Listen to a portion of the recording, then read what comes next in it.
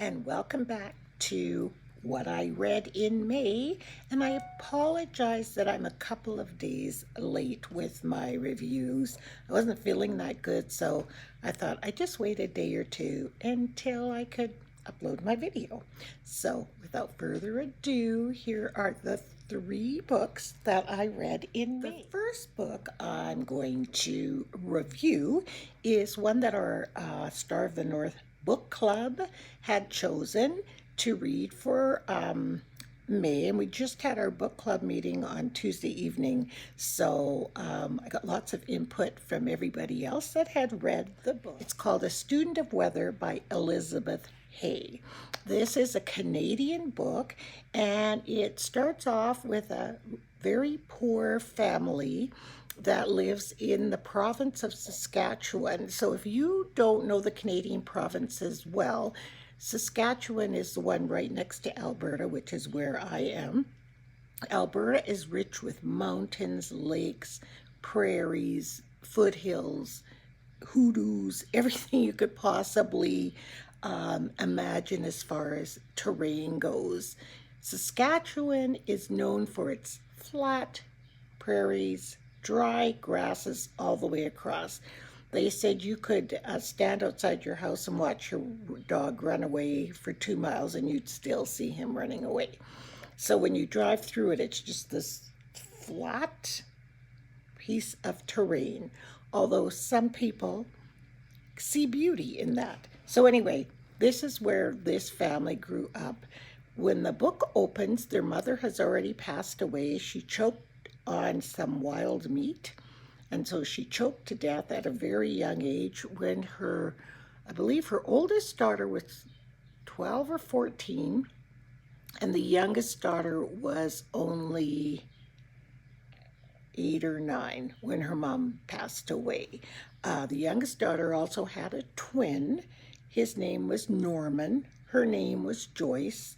The little twin passed away when they were little. I think she was 4. So the mom decided to rename Joyce Norma Joyce after her twin brother Norman. So for the rest, throughout the book, she's known as Norma Joyce. You always want to call her Norma Jane, but it's Norma Joyce.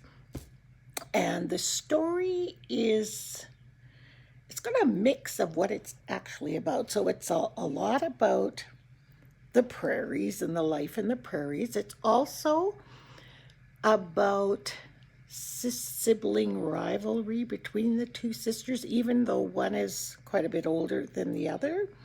It deals with sibling rivalry to the maximum, I think. It's also about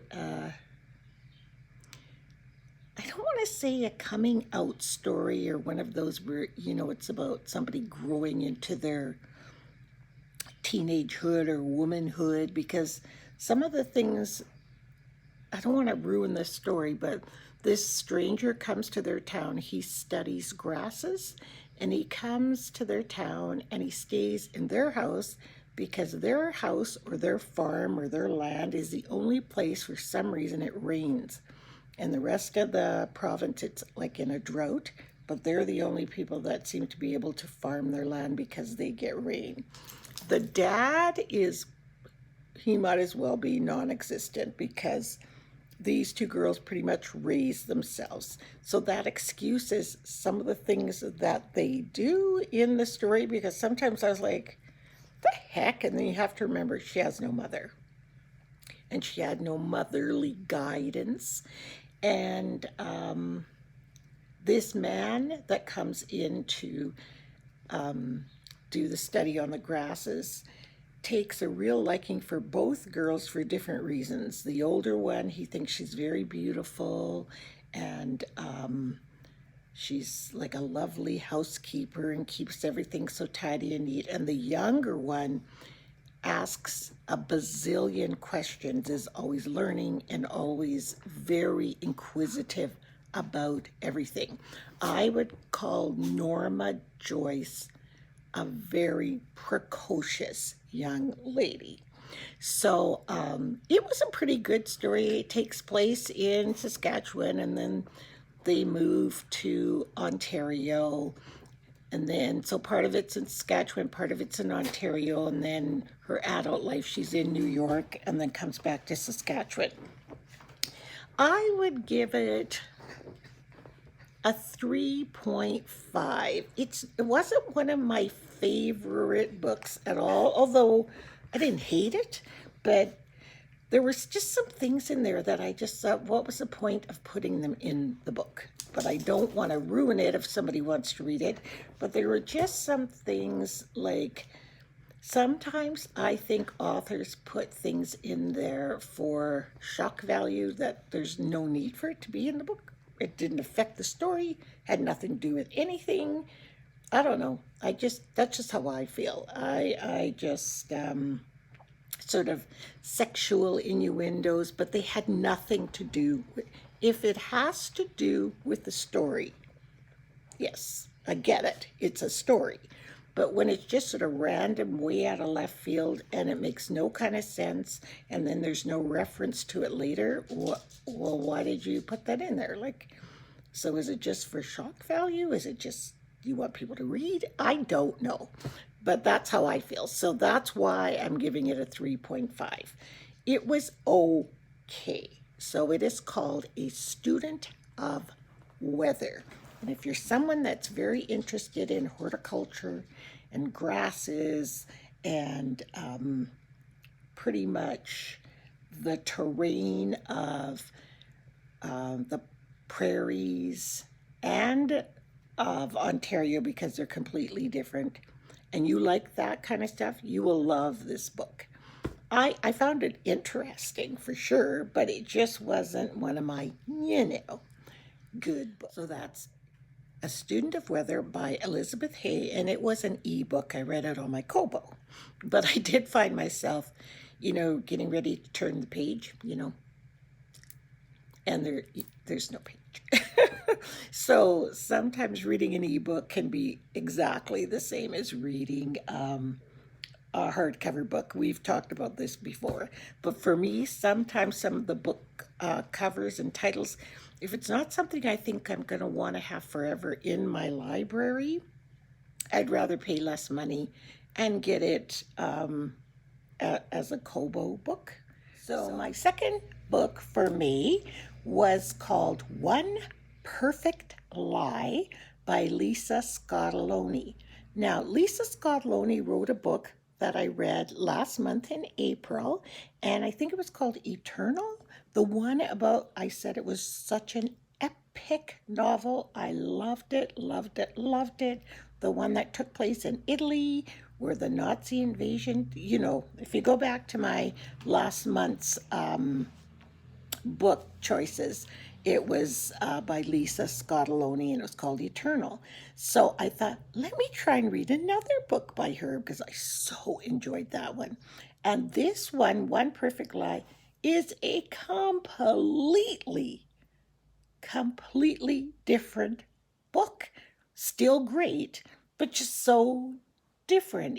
It didn't have the fact basis. I mean, fiction based on fact that I so love. I love that, but it was still really good. It was like a mystery kind of a book that happens in this town. So this man arrives in this town and he's interviewing as a teacher. This is a small town. He's a new guy in town. So of course everybody's eyes are on who's this new guy. And he's applying to be a teacher, but he has a history and a past. So he's going by a fake identification when it comes to be the new teacher. So the story is based in on him in the high school and what's about to take place. It's on the anniversary of the Oklahoma bombings, and that's about to the anniversary is about to happen.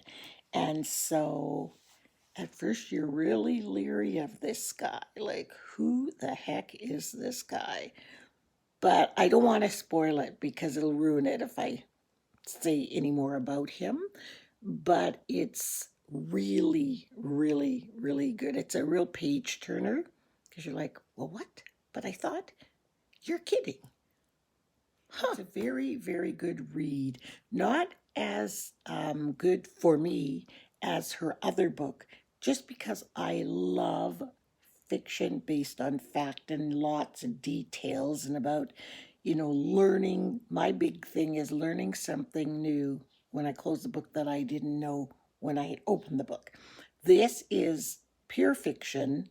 It's kind of like an adventure movie that you'd see like some big movie star guy play in, and you'd say, "Oh, that was really good." You know what I mean? Action movie, sort of, kind of, a little bit of romance. It's just good story.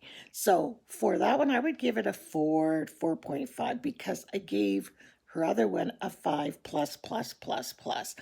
And this was nowhere near in that same category as an epic novel. Although it was good story, enjoyable, a great summer read.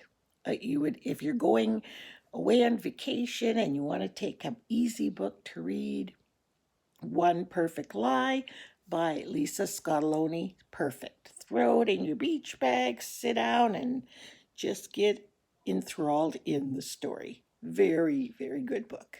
The last book, and probably my favorite of the three, is this one, A Man Called Ove. I'll read the back cover for you. It says, at first sight, Ove is almost certainly the grumpiest man you will ever meet. He thinks of himself surrounded by idiots, joggers, neighbors who can't reverse a trailer properly, and shop assistants who talk in code. But isn't it rare these days to find such an old-fashioned clarity of belief and deed, such unswerving conviction about what the world should be, and a lifelong dedication to making it so? In the end, you will see there is something about Ove that is quite irresistible. I loved this book and I loved this man. There are times in this book where you laugh out loud because you're like, exactly. Or you think there's time in this book where your heart breaks for him. Um, it's such an amazing way. The author, oh, I didn't even say who it was by. Frederick Bachman. But there's a way that the author combined these quirky characters. I mean, such a modge podge of people that live in this community, but they all are like a family. And in the end, it is all about community and family and, the people who surround you. It's really, really a good read. There's also a movie on YouTube. You have to rent it. I think it's like $4.99 or $5.99, and it has captions because he is. I think he's German or Swedish. I can't remember, but it's in whatever his natural tongue is in the book. And I also heard that Tom Hanks was going to play Ove in a movie. I didn't see it yet, so I don't know if it's come out yet. Such a good book. It really, see, it says it's a 1 million copy bestseller. Really, really good read. Easy read, but it stirs your emotions and it'll make you look at old grumpy men in a different light because they're pretty funny and they're pretty smart.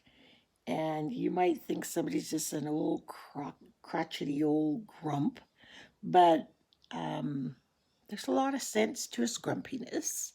And maybe it's because I'm old now, but he was just charming to me. Like, I loved him.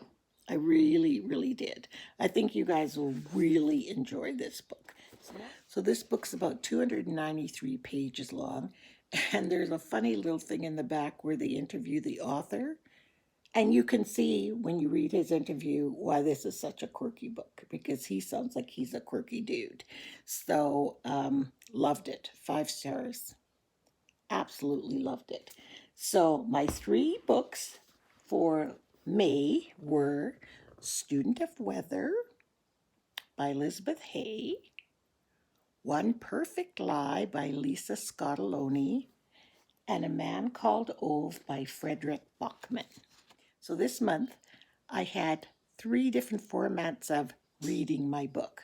One was an ebook on my Kobo, One Perfect Lie was an audio book, and it was by that Chirp. Remember I told you Chirp? The audiobooks are so inexpensive on there. You guys need to sign it up and tell them I sent you because I'm not sponsored at all, but amazing price for the same books you're going to get on Audible, I think it's called. Incredible. But anyway, so One Perfect Lie was an audiobook, and A Man Called Ove was a good old paperback book. So I hope you enjoyed those, and I hope you guys get some summer reading done. And I'm going to try and get my June reads done right on time just because of summer. I'm reading one book right now, Between Two Worlds. Fantastic, you guys. It's so good. So I've got lots of books piled up here to get reading so I can review them for you. So happy reading to all of you, and we'll see you next time. Bye.